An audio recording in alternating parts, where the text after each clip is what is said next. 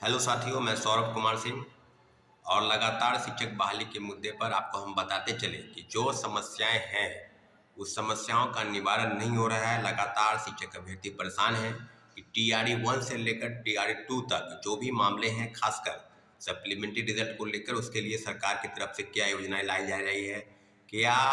BPSC या शिक्षा विभाग अगर इन मामलों को घालमेल करने का प्रयास कर रही है तो इसके लिए क्या उचित कदम उठाए जाने चाहिए। जैसा कि सबको पता है कि नए अब जो सरकार बनी है वो एनडीए की सरकार बनी है, यानी जेडीयू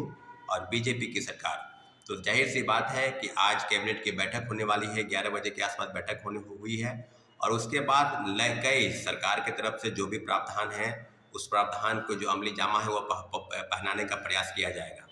परंतु सवाल ये है कि टीआरई 1 में जो पद खाली थे, खासकर 24-25 हज़ार से ज़्यादा पद जो है टीआरई 1 में खाली थे। कई हजारों शिक्षक फर्जीवाड़े तौर पर पकड़े गए, उनको बाहर किया गया, तो उनके जगह पर नए लोगों को नियुक्ति प्रक्रिया में अपनाई जानी चाहिए, उनको शामिल किया जाना चाहिए था। परंतु इन सब मुद्दों पर कहीं से कोई सवाल नहीं है। तो आज जो दोनों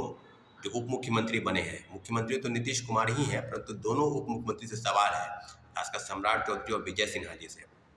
कि अगर आप सत्ता में नहीं थे जब यहाँ पर महागठबंधन की सरकार थी, तो आप स्पष्ट बोलते थे कि 40,000 पदों पर पूरक परिणाम जारी होने चाहिए। कई लोगों के तब जब जब प्रेस के लोग, इलेक्ट्रॉनिक मीडिया या प्रिंट मीडिया के लोग ये पूछते थे तो आपने स्पष्ट कहा कि निश्चित रूप से जो धांधली हुई है टीआरई 1 में उस सब पदों पर पूरक परिणाम जारी होने चाहिए और पूरक परिणाम जारी होने के लिए जो भी समस्याएं हैं सबके समाधान के लिए कि सरकार की तरफ से क्या योजनाएं हैं। तो फिर आज हम सवाल उन्हीं से पूछते हैं कि अगर आप सरकार में आ गए हैं तो क्या इन सब बातों पर शिक्षक अभ्यर्थियों के जो पूरक परिणाम है वो जारी होंगे, या फिर इसी तरह की चीज़ों पर आपने जो घालमेल करने का प्रयास जो महागठबंधन की सरकार की, जो कहने का मतलब बीपीएससी के चेयरमैन अतुल प्रसाद जी और जो शिक्षा विभाग के प्रमुख सचिव हैं के पाठक की, दोनों की तरफ से जितने भी मंतव्य दिए गए, पहली बार आपको बता दें कि जितनी भी चीज़ें मात्र 2773 लोगों का रिजल्ट दिया गया और 4700 पद की सूची शिक्षा विभाग से बीपीएससी को भेजी गई थी। सारी चीज़ों पर अपडेट अगर इस बात को लेकर है कि टीआरई 1 में आपको सबको पता है कि दर्जनों याचिका जो है माननीय उच्च न्यायालय में दायर हो चुकी है। परंतु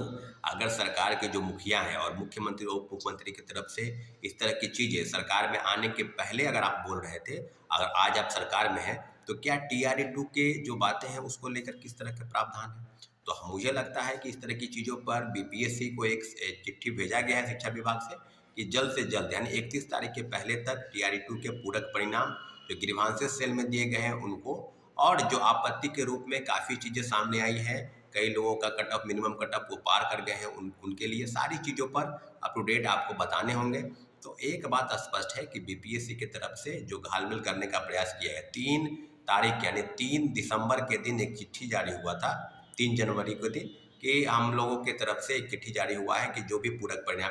करने का मतलब कि 14,700 पदों पर सप्लीमेंट्री रिजल्ट निकालने की तैयारी थी। परंतु उस चिट्ठी को वापस लिया गया और फिर छात्र जब शिक्षक अभ्यर्थी जब आंदोलन करने सड़क पर उतरे और लगातार विरोध प्रदर्शन कर रहे हैं, तब जाकर शिक्षा विभाग ने कहा कि 31 तारीख के पहले तक